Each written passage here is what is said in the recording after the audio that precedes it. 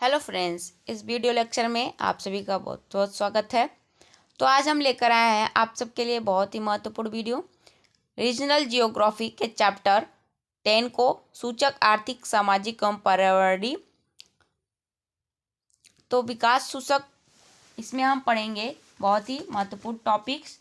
तो वीडियो में लास्ट तक बने रहिए और चैनल पर बने रहिए ताकि आपको अभी फर्स्ट पेपर और सेकंड पेपर के भी क्वेश्चन पेपर और मिल सके अधिक से अधिक। तो इस वीडियो में हम पढ़ेंगे विकास के सूचक, जिसमें आर्थिक विकास के सूचक को पढ़ेंगे, ठीक, सामाजिक विकास के सूचक को पढ़ेंगे और पर्यावरणीय सूचक को पढ़ेंगे। तो तीन चीज़ें हम पढ़ेंगे, आर्थिक सूचक, सामाजिक सूचक और पर्यावरणीय सूचक। बहुत भी महत्वपूर्ण होने वाले हैं ये। आपके एग्जाम में इन टॉपिकों से एक क्वेश्चन ज़रूर आ सकते हैं। तो वीडियो में को लास्ट तक देखिए और जिसे भी पूरे बुक का नोट्स चाहिए पीडीएफ का, तो आप मेरे चैनल पर रीजनल जियोग्राफी 5th सेमेस्टर के चैनल प्लेलिस्ट में जाइए। वहाँ पे आपको पूरे के पूरे यूनिट्स, पेपर फर्स्ट के पूरे यूनिट्स के चैप्टर्स मिलेंगे और साथ में ही सेकंड पेपर के भी यूनिट्स दूसरे प्लेलिस्ट में रिमोट सेंसिंग एंड जीआईएस करके है, उसमें पूरे यूनिट्स के चैप्टर में अपलोड करके अभी फ़िलहाल डाल दूंगी। तो आप चलते हैं अपने टॉपिक पर। विकास के सूचक, यहाँ पे दिया है विकास के सूचक इंडिकेटर ऑफ डेवलपमेंट। तो विकास के अर्थ तथा परिभाषा से भी बड़ा विवाद व भ्रम विकास के माप एवं सूचकों के संबंध में है।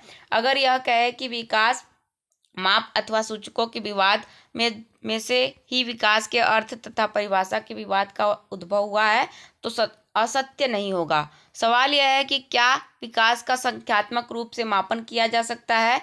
पश्चिमी अर्थशास्त्र ने यह बताया है कि विकास का संख्यात्मक रूप से मापन किया जा सकता है। यह मान लेने के पश्चात दूसरा सवाल यह है कि विकास का कैसे व किन मापदंडों से मापन किया जा सकता है, किसी देश का विकास हुआ है अथवा नहीं और कितना हुआ है। तो विकास को मापने के लिए विभिन्न सूचकों का प्रस्ताव किया जाता रहा है। तो हम कैसे देखेंगे कि किसी भी देश का विकास हुआ है, कैसे हुआ है, कितना हुआ है, ठीक। तो यहाँ पे देखेंगे आगे नीचे, विकास दीर्घ अवधि में परिवर्तन की प्रक्रिया है, इसलिए इसका कोई सर्वमान्य संतोषजनक अभिसूचक निश्चित करना एक दुर्लभ कार्य है।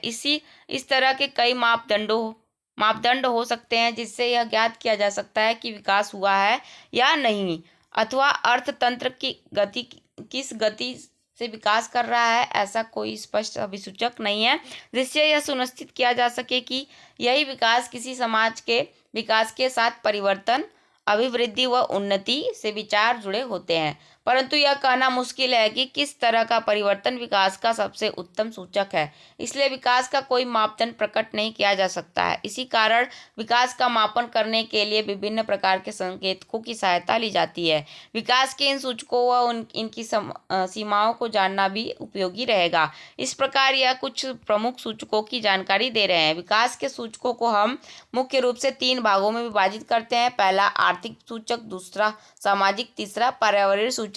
तो इसको हम आगे देखते हैं। इनमें से कोई एक आ सकता है जरूर तो आपके एग्जाम में, तो आप इन सबको भी जरूर पढ़ें। तो आर्थिक सूचक में हम देखेंगे पहला सकल घरेलू उत्पाद आर्थिक सूचक के अंतर्गत जो आता है, उसमें हम पहले देखेंगे सकल घरेलू उत्पाद, उसके बाद राष्ट्रीय आय में वृद्धि, फिर प्रति व्यक्ति उपभोग, फिर प्रति व्यक्ति आय में वृद्धि, फिर आर्थिक कल्याण और अन्य मापदंड को देखेंगे।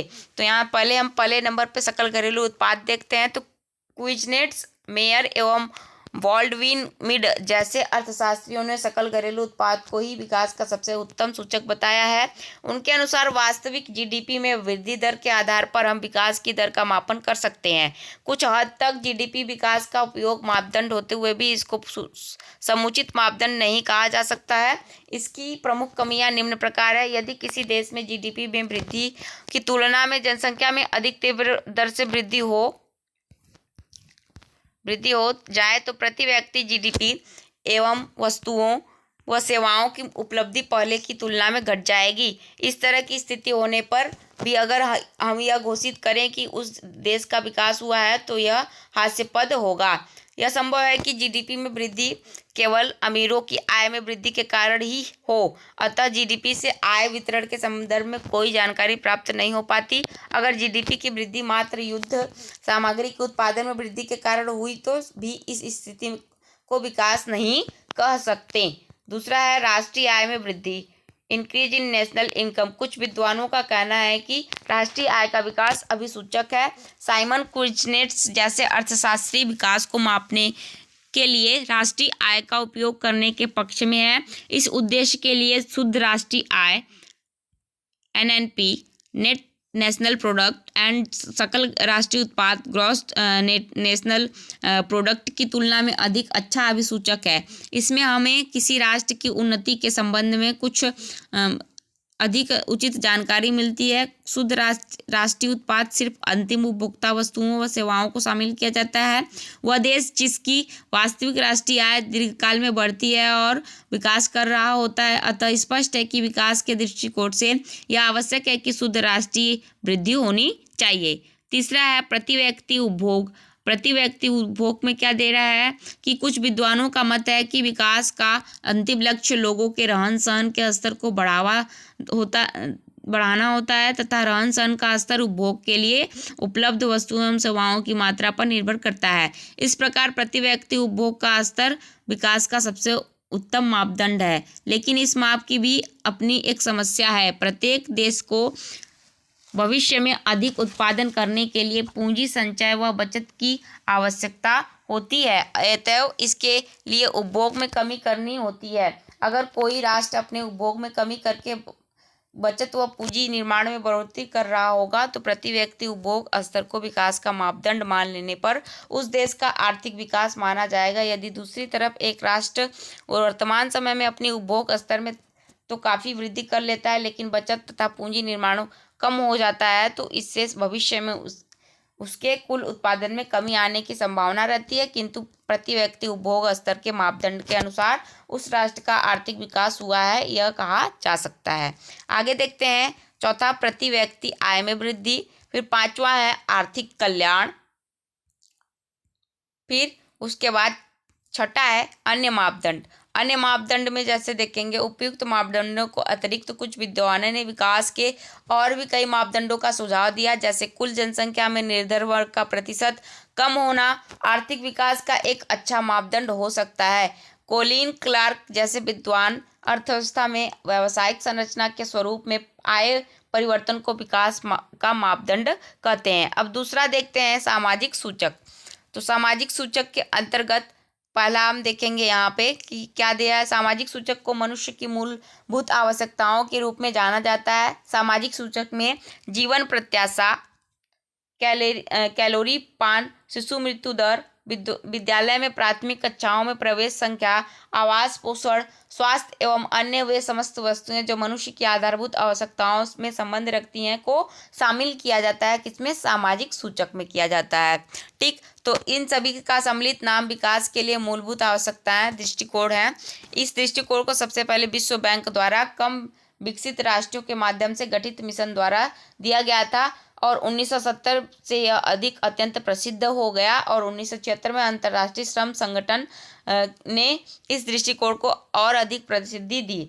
तो आगे देखते हैं इस दृष्टिकोण से विकास मापने के कुछ विभिन्न सूचक। तो पहला है सामाजिक लेखा प्रणाली, फिर दूसरा है संयुक्त समाज विकास सूचक जिसमें हम देखेंगे कि जन्म के समय जीवन प्रत्याशा, फिर प्रति व्यक्ति प्रतिदिन पशु प्रोटीन का उपयोग, फिर व्यावसायिक भर्ती अनुपात, फिर 20,000 अथवा उससे अधिक क्षेत्रों में जनसंख्या वृद्धि का प्रतिशत, प्राथमिक एवं द्वितीयक स्तर पर कुल प्रवेश छात्रों की संख्या, फिर आगे देखेंगे प्रति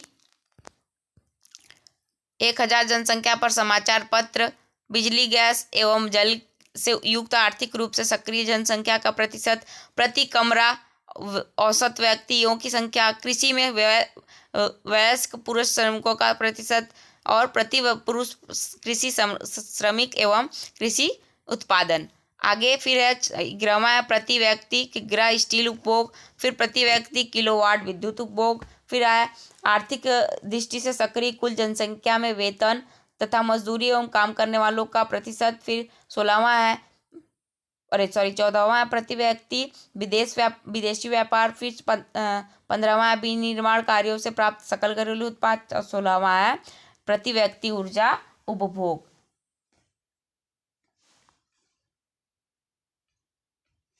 आगे देखेंगे, फिर तीसरा देखेंगे भौतिक गुणवत्ता का जीवन सूचक। ठीक, अब आगे हम चलते हैं पर्यावरणीय सूचक। पर्यावरणीय सूचक तीसरा है पर्यावरणीय सूचक। वर्तमान में यह बात उचित है कि केवल किसी विशेष राष्ट्र की ही नहीं अपितु पूरे विश्व की अर्थव्यवस्था जिस नाजुक धुरी पर टिकी हुई है उसका नाम पर्यावरण है। वर्तमान समय में पर्यावरणीय पहलुओं का भी विकास की माप के सूचक के रूप में अध्ययन होने लगा है। विज्ञान और तकनीकी से ही नई भोगवादी सभ्यता का उद्भव हुआ है, उसे जीवन तथा प्रकृति के प्रति मानव दृष्टिकोण में एक बुनियादी बदलाव कर दिया है। प्रकृति के साथ व्यवहार करने का हमारा जो संबंध था वह बदल चुका है। अब प्रकृति मनुष्य समाज के लिए सिर्फ संसाधन मात्र है और मानव उस संसाधन का स्वामी बन गया है, लेकिन इसका अधिक औद्योगिकरण हुआ है। पारिस्थितिक, खनिज, ऊर्जा, भूमि एवं वायु, जल, आश्रय व जैव विविधता विकास को बताने वाले प्रमुख तत्व हैं। जिन प्रदेशों में प्राकृतिक संसाधनों का अभाव रहता है वहाँ विकास की दर निम्न रहती है, जबकि संसाधन संपन्न देशों में विकास की दर तेज रहती है। आगे देखते हैं,